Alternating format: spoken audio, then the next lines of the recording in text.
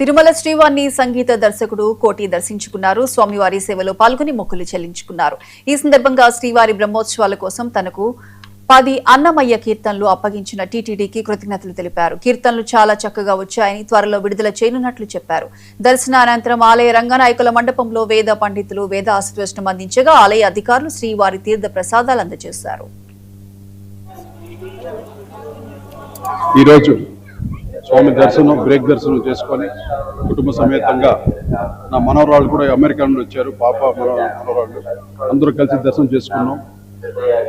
స్వామి ఎల్లప్పుడూ అందరికీ ఇప్పుడు అండదండగా ఉండి ఈరోజైతే చాలా చూస్తుంటేనే ఒక ఒళ్ళంతా అన్నమయ్య కీర్తనలు చేస్తున్నాను. నేను మళ్ళీ బ్రహ్మోత్సవాల కోసం టీటీడీ దేవస్థానం వాళ్ళు అన్నమయ్య కీర్తన చేయమని నాకు 10 కీర్తనలు చేసే అవకాశాన్ని కల్పించారు. చాలా చక్కగా వచ్చింది.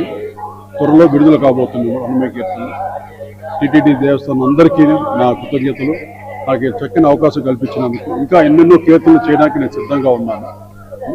సర్వే